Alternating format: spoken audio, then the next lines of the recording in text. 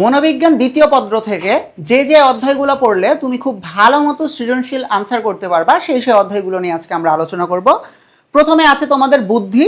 বুদ্ধি অধ্যায় থেকে প্রতি বছর এত এত এত এত প্রশ্ন এসেছে যে এই অধ্যায় বাদ দেওয়ার মতো ক্ষমতা কারো নেই। সুতরাং তুমি ধরে রাখো, ইনশাল্লাহ এখান থেকে তুমি শিওর একটা প্রশ্ন পাবাই।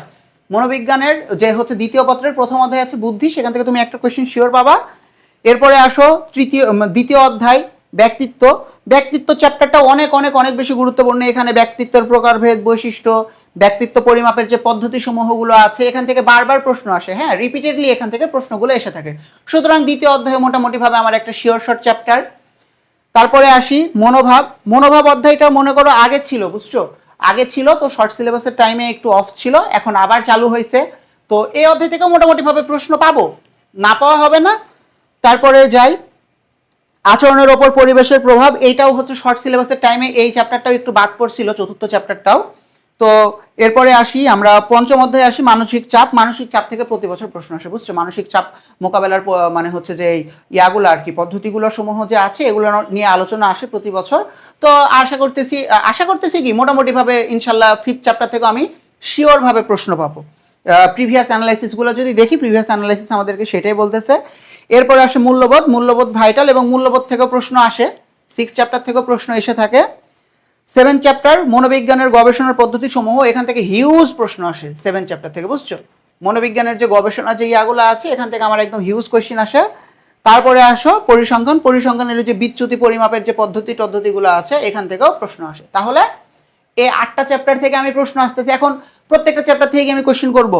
দেখো, যেগুলো থেকে আমার প্রবণতা অনেক বেশি সেগুলো আমি খুব ভালো করে শিখে যাব।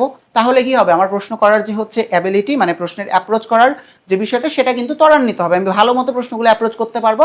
এই জন্য তুমি ফার্স্ট চ্যাপ্টারটা তুমি খুব মনোযোগ দিয়ে পড়বা, সেকেন্ড চ্যাপ্টার মনোযোগ দিয়ে করবা, এটা মোটামুটিভাবে সহজ চ্যাপ্টার।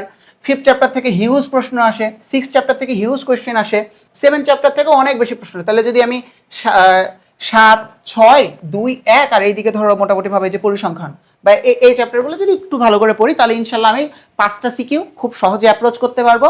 এবং তোমরা কিভাবে মনোবিজ্ঞানের বিষয়গুলোকে ভালোভাবে বুঝতে পারো এবং তোমাদেরকে যত সহজভাবে উপস্থাপন করা যায় সেই জন্য আমাদের কোর্স আছে মনোবিজ্ঞানের, মানে মনোবিজ্ঞান কোর্স আছে আমাদের। এইচএসসি যে তোমরা 26 ব্যাচ আছো তোমাদের জন্য আছে মিশন, মানে কামব্যাক কোর্স, এবং এইচএসসি যারা 27 আছো তাদের জন্য আমাদের আছে মিশন A+ কোর্স। এখানে তোমরা বাংলা, ইংরেজি, আইসিটি লাইভ ক্লাস তো পাচ্ছই, পাশাপাশি ধরো ভূগোল, তারপর হচ্ছে অর্থনীতি, এগুলোরও লাইভ ক্লাস পাবা। এর পাশাপাশি তোমাদের যেসব গ্রুপ সাবজেক্টগুলো আছে, অর্থনীতি, তারপরে হচ্ছে তোমার সমাজকর্ম, সমাজবিজ্ঞান, পৌরনীতি, কৃষি শিক্ষা, এগুলোর উপরেও তোমরা অনেকগুলো ক্লাস পাবা, রেকর্ডিং ক্লাস পাবা, লাইভ ক্লাস পাবা এই সাবজেক্টগুলোর উপরেও।